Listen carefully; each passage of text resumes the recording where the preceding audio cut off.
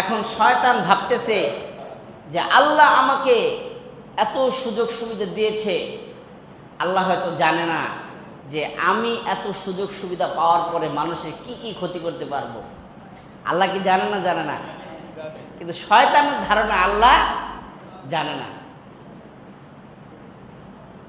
কারণ আকাশে যখন আমরা একটা ঘুড়ি ছেড়ে দেই,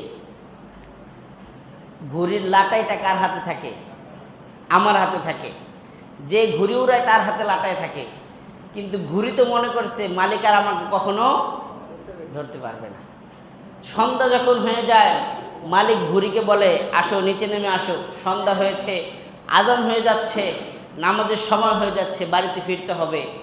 ঘুড়ি তখন একবার বাম দিকে আর একবার ডান দিকে গোত্তা দেয় আর বলে মালিক তুমি কোথায় আর আমি কোথায়? তোমার সাথে আর আমার কোনো সম্পর্ক নাই, কারণ আমাকে তুমি যেই ক্ষমতা দিয়েছো, যেই পরিমাণ হাজার হাজার হাত গজ সুতা ছেড়ে আমাকে আকাশে উড়িয়ে দিয়েছো, আর তুমি আমাকে ধরতে পারবা না। এখন আমি যেখানে ইচ্ছা সেখানে যাব, যতক্ষণ ইচ্ছা ততক্ষণ উড়ব। কিন্তু ঘুড়ির এই কথা কি মালিকের শক্তির কাছে টিকবে?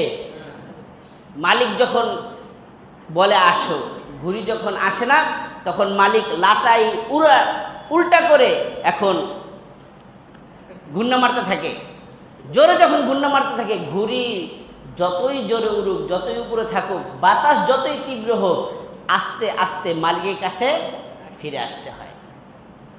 তো শয়তান বলেন ক্বালা ফাবিইজ্জাতিকা লাউগওয়িয়ান্নাহুম আজমাইন।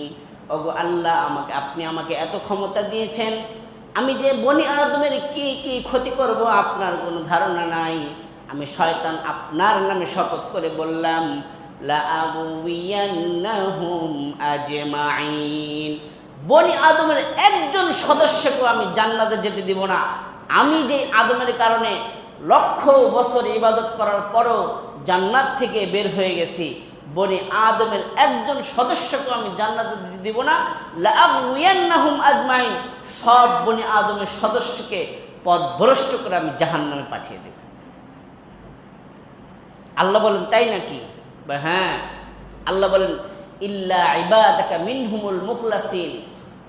শোনো, তুমি যতই ক্ষমতার অধিকারী হও না কেন, যেই বান্দা একনিষ্ঠভাবে আমি আল্লাহকে ভয় করে, আমি আল্লাহকে ভালোবেসে, আমি আল্লাহর সন্তুষ্টি অর্জনের জন্য আমার রাস্তায় বের হবে,